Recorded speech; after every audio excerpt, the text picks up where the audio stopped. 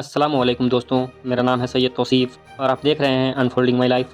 Unfolding my life के मुअज़्ज़ज़ दोस्तों, आज की इस वीडियो में हम बात करेंगे वर्चुअल करेंसी या क्रिप्टो करेंसी के बारे में। दोस्तों, मैंने पिछले वीडियो में बताया था कि क्यों आपको क्रिप्टो करेंसी में इन्वेस्ट नहीं करना चाहिए, जिसकी सबसे इम्पोर्टेंट वजह मैंने ये बताया था कि इसके लिए कोई भी रूल्स और रेगुलेशंस या इसके ब्लॉकचेन सिस्टम को कंट्रोल करने के लिए या इसे लीगल करने के लिए अवेलेबल नहीं है। दोस्तों, आज से 6 महीना पहले जो हमारे मुल्क इंडिया में बजट पेश किया गया, उसमें हेडलाइन बना था डिजिटल करेंसी या क्रिप्टो करेंसी पर सरकार के थ्रू लगाया गया टैक्स। अब हमारे मुल्क इंडिया में डिजिटल करेंसी से की गई कमाई का 30% टैक्स लगेगा। आप मान लीजिए कि अगर कोई आदमी डिजिटल करेंसी में 100 रुपये इन्वेस्ट करता है और उसमें इसे 10 रुपये का प्रॉफिट होता है, तो उस प्रॉफिट में से 3 रुपये टैक्स की सूरत में गवर्नमेंट को देने होंगे। इसके अलावा डिजिटल करेंसी के हर एक ट्रांजेक्शन पर 1% TDS भी गवर्नमेंट काट लेगी। समझ लीजिए कि किसी आदमी ने किसी डिजिटल करेंसी में इन्वेस्ट किया, ये इन्वेस्टमेंट उसका एक एसेट है, और अगर वो आदमी उस एसेट को किसी और को ट्रांसफ़र करता है तो उसे अलग से उस एसेट की टोटल प्राइस यानी कुल कीमत पर 1% TDS चुकाना होगा। TDS का मतलब होता है टैक्स डिडक्शन एट सोर्स, यानी वो टैक्स जो किसी सोर्स पर लगाया गया है होता है। जैसे आपको हर महीने मिलने वाली सैलरी पर सरकार जो टैक्स लेती है वो TDS होता है। यानी सरकार डिजिटल करेंसी को एक इनकम सोर्स मान रही है और उसकी कमाई पर 30% टैक्स भी अब लगा दिया गया है। तो अब आपके दिमाग में ये बात आना मुमकिन है कि क्या सरकार डिजिटल करेंसी पर टैक्स लगाकर इसे लीगल कर दिया है? तो इसका जवाब हाँ और ना दोनों है। दरअसल सरकार उस करेंसी को लीगल मान रही है जो currency reserve bank of India के ज़रिए कंट्रोल की जाएगी।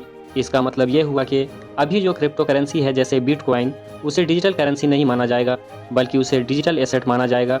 डिजिटल एसेट समझने के लिए आइए चलते हैं या आगे बढ़ते हैं कि जिस तरह से सोना या आपकी कोई और प्रॉपर्टी होती है, उसी तरह से सरकार इसे एक प्रॉपर्टी मान रही है और ठीक उसी तरह टैक्स लिया जाएगा जिस तरह आप अपनी दूसरी प्रॉपर्टी पर टैक्स देते हैं। इसलिए अगर आप ये मान रहे हैं कि बिटकॉइन को लीगल मान लिया गया है तो ये तकनीकी तौर पर सही नहीं होगा।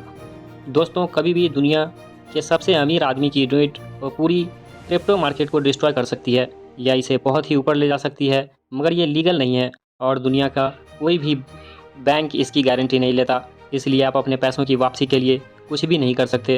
कुछ लोग हकीकत में क्रिप्टो मार्केट में इन्वेस्ट करके पैसा कमा चुके हैं, काफ़ी प्रॉफिट भी उठा चुके हैं, लेकिन ये बहुत ही रिस्की मार्केट है जहां 99% लोग अपना नुकसान ही करते हैं। और इसका रीज़न ये होता है कि आपको हमेशा सिर्फ इसकी पॉजिटिव साइड ही दिखाई जाती है, जिसकी सिर्फ सक्सेस स्टोरी बताई जाती है कि उस आदमी ने इतना पैसा इन्वेस्ट करके इतने टाइम के अंदर इतना पैसा कमा लिया, जिसको सुनकर रातों रात करोड़ों रुपए कमाने के लालची लोग इसका शिकार बन जाते हैं।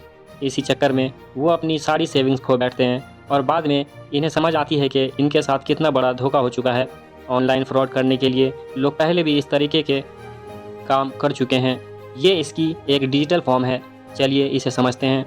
आज कोई भी आदमी अपने डिजिटल करेंसी सिर्फ 15 से 20 मिनट में बना सकता है।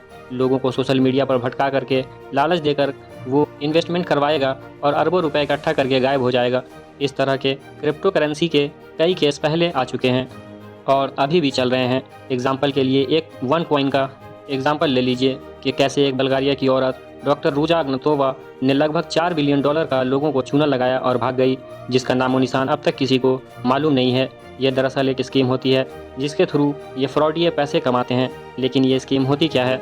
अगर किसी आदमी ने 1 साल पहले 1 लाख लगाकर इसे 1 साल बाद 20,000 रुपये प्रॉफिट कमा ले, तो क्या आप इसे प्रॉफिट कमाना कहते हैं?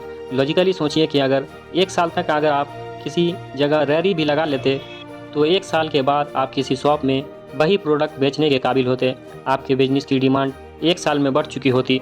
लेकिन इस मार्केट में इतना पैसा बाउंड करके और इतने दिन इंतज़ार करने के बाद बिल्कुल आपने कुछ प्रॉफिट ले लिया, लेकिन सवाल यह है कि इसके बाद क्या हो सकता है? आप लालच में फिर मिली हुई प्रॉफिट इसमें इन्वेस्ट कर दें और इसके बाद इसकी वैल्यू पूरी तरह गिर जाए और आप फिर से कंगाल हो जाएं।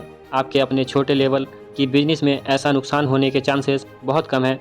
जो भी सोशल मीडिया इन्फ्लुएंसर बड़ी बेशर्मी से इस क्रिप्टो करेंसी को प्रमोट कर रहे हैं, इन लोगों ने खुद कभी इसमें इन्वेस्ट नहीं किया होता है और आपको इसका मशवरा ज़रूर देते हैं, क्योंकि इसके प्रमोशन के बदले में इनको अच्छे खासे पैसे मिलते हैं। लेकिन ये पैसा आपका है।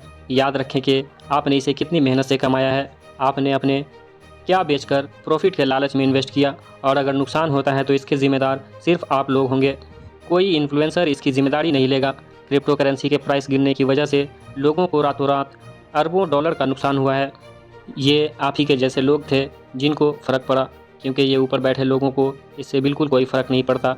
एग्ज़ाम्पल के लिए एलन मस्क, जो दुनिया का बहुत अमीर आदमी है, चाहता है कि बिटकॉइन को कम से कम प्राइस में खरीद कर होल्ड कर किए रखे, और फिर अनाउंस करता है कि टेस्ला मोटर्स, जो एलन मस्क की ही कंपनी है, अपनी इलेक्ट्रिक गाड़ियों को बिटकॉइन की कीमत पर बेचने वाली है। और देखते ही देखते बिटकॉइन की प्राइस बिल्कुल हाई हो जाती है।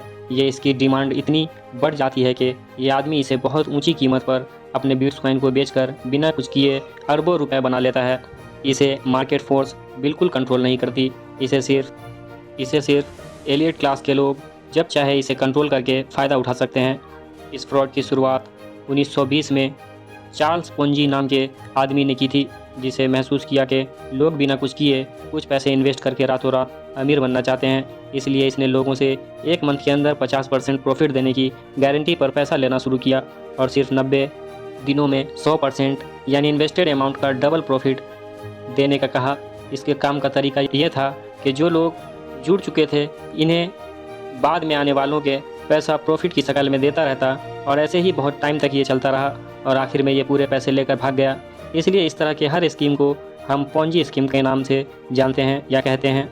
अब लोग जब इस तरह के स्कीमों से धोखा खा कर अलर्ट हो चुके हैं, तो इसलिए इसके 100 साल बाद इसी दिमाग के लोगों के बारे में सोचने पर मजबूर कर दिया।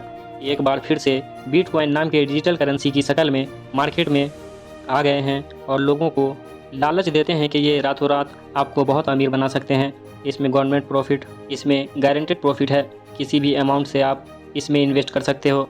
मगर होता यह है कि जो लोग इसमें नुकसान उठा रहे होते हैं, वही नुकसान के पैसे किसी और को प्रॉफिट की शक्ल में मिल रहा होता है, जैसे कि पोंजी स्कीम में होता था। दोस्तों, मुझे लगता है कि डिजिटल करेंसी को लेकर अब आपकी सोच क्लियर हो गई होगी। अगर आपको ये वीडियो पसंद आई हो तो लाइक, शेयर और सब्सक्राइब ज़रूर कर दीजिएगा। शुक्रिया।